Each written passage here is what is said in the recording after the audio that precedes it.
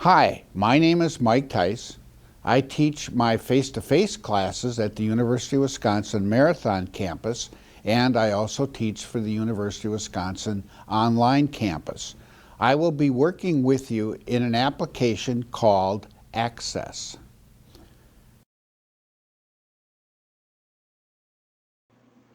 We are going to be working with a software application that is a relational database.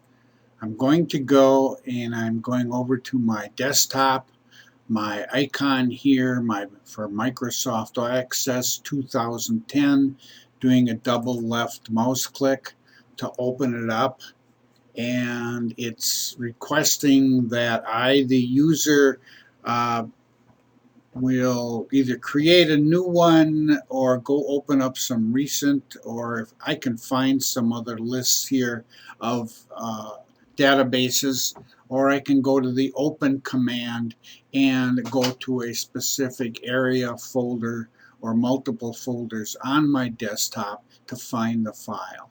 I'm going to take advantage of the recent tab because it limits some of what I have out here, makes it easier for us to work, and hopefully it'll help you stay comfortable with this navigational procedures and orientation process to Access. Recent, and I have a few folders out here, excuse me, a few files, and I'm going to work with the kind of goofy named one for the wind.accdb, okay?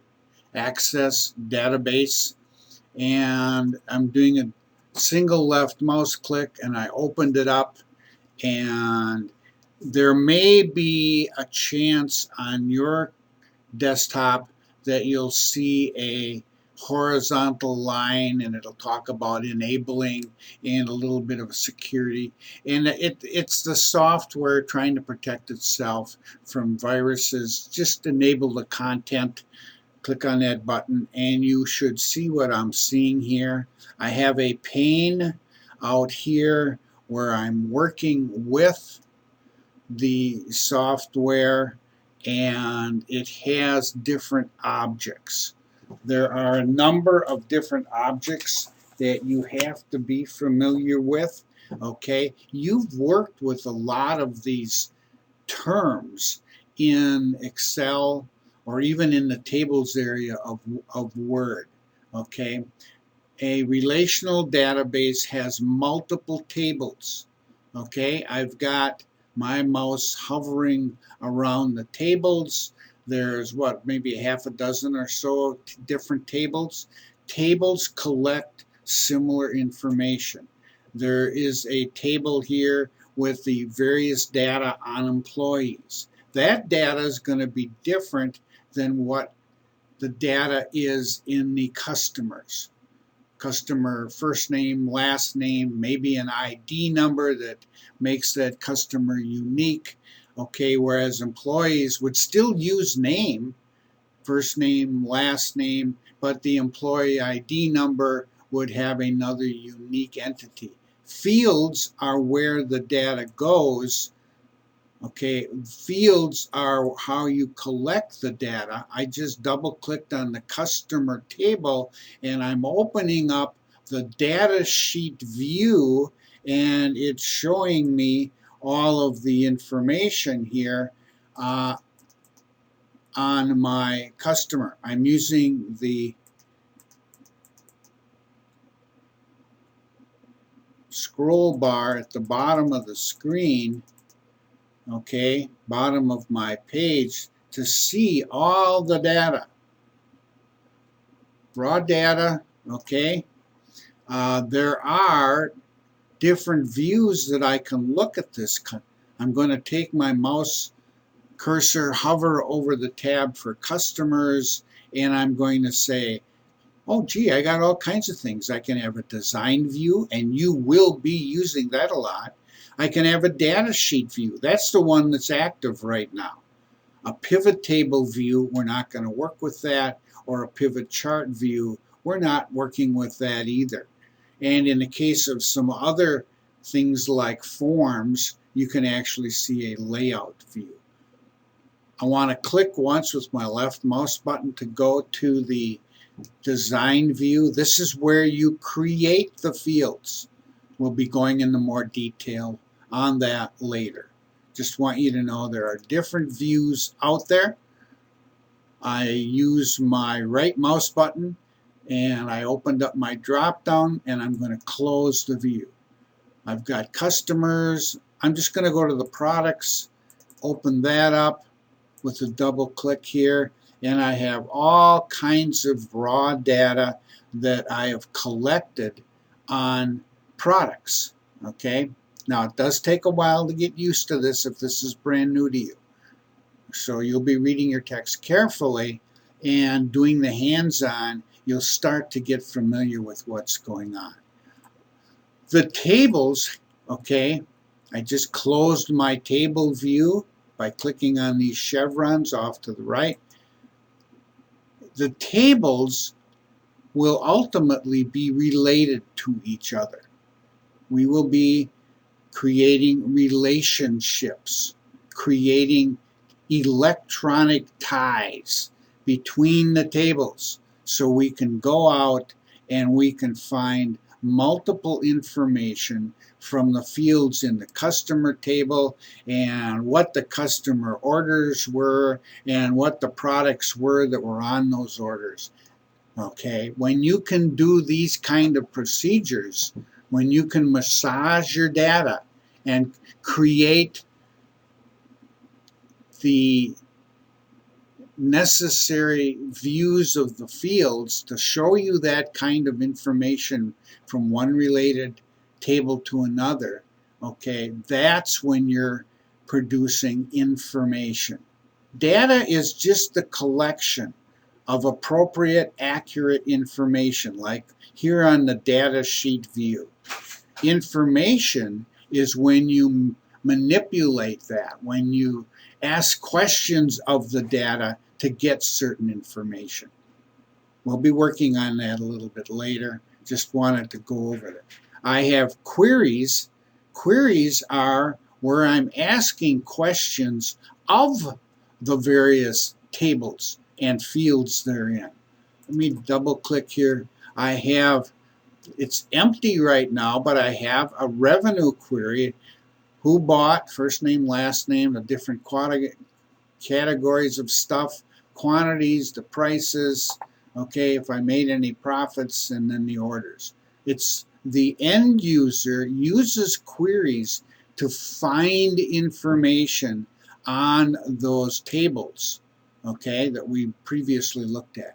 And the reports down here, I'm not sure that there's actually going to be any data out there. It is empty right now because I don't have anything set up in here, but a report takes that information that has been queried from the tables and it puts it into a format that is professional looking, answers the necessary questions, and then you can print it up or look at it on a computer table. I went over here and I just clicked on all the access objects, okay, tables, okay, that I have out there, queries, I kind of mentioned, forms, we didn't show, you will be working with forms. Forms are the tools by which we update, edit, and maintain the data in the various tables. You'll be creating some forms, okay, to update and maintain the data. And I'm going to close this, and I want to go back to my table view and open it up and make a few comments. Okay, I'm going to do a right click on customers and take it right away to design view. Okay, these are the field names. I've got a whole column of them. The end user, you create those field names. Notice there is a process here where we name the field. It is descriptive. My cursor is down here on the contact name cell. The words contact and name are meaningful, okay? because I'm using that kind of descriptive, it's limited text. I use a certain format where the first character in the name is uppercase. The second character in a word used in a descriptive name like we have here is uppercase. Notice the continuity. Where I have multiple words in a description, I follow that process. There's different data types, and you'll get, unfortunately or fortunately, really familiar with the data types. Okay, we are talking the language of the computers here. Computers recognize certain data types. Alphanumeric text is one. Okay, I just opened up the option menu here. I've got memo and numbers. I can do math on numbers. I can do math on date and time. Okay, currency is a format. You'll learn about the top 4 or 5 of these in the course. Different data types. And if you put the wrong data type in, the system will let you know. You'll get a little error. There's an area here for description with this unique 5-character, this text right here will show up in the bottom left-hand corner of your window when you're working in Access. Okay, I can take, and we'll be going in more detail on this later. I'm doing a right mouse click. I'm going to say close all the windows, please. I'm going back here. Okay. You have a home tab. Some of these procedures you're going to be familiar with, especially the one that has to do with text formatting. You can create certain objects. You will be using this one a lot. Multiple ways to create tables and create queries. You'll find the one you're the most comfortable with. Bringing in external data. Yes, you will be importing from Excel some data and working with it in Access. You can bring in the data and convert it to a table automatically. Some of the database tools, the key one that you and I will be looking at and working with is creating relationships. Okay, we have to have those electronic ties, those electronic links between various tables, and this is the process where that will happen. I'm going to go back to the Home tab here, and I'm going to go, in fact, I'm going to go over to my File tab. I'm going to click on File, and I am going to tell it to save my database. Okay. And what do I want to do? I want to save it on my desktop. So I'm hovering over here by desktop. And I'm just going to put it in there. I'm going to give it a better name here. Down here in the file name field. I'm just going to call it Demo for CPS.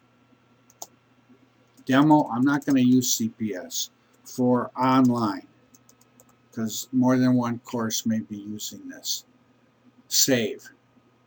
Now I know that I have saved it on my desktop, so I'll be checking there in a minute. This is that little warning I told you about when we started the demo. You can enable the content, otherwise it won't let you go in there and edit anything. I'm going to take, now that I've saved my file, and I can tell that I have, okay, and I'm going to go to File and Exit. And I will check to see, here is my file. I'm going to kind of move it, okay. I know that the database, the whole database is in one file. I don't have a file for the table and a file for the queries and a file for the reports. Everything is in the Access database. It's in storage, so it saves automatically. It means undo isn't going to help you, because you can't undo things that are being stored. You can only undo things that are in random access memory. So it's a little different than you're used to, but extremely powerful. And once you get used to it, I think you'll find a lot of places you can use it. I thank you for your time, and have fun in Access.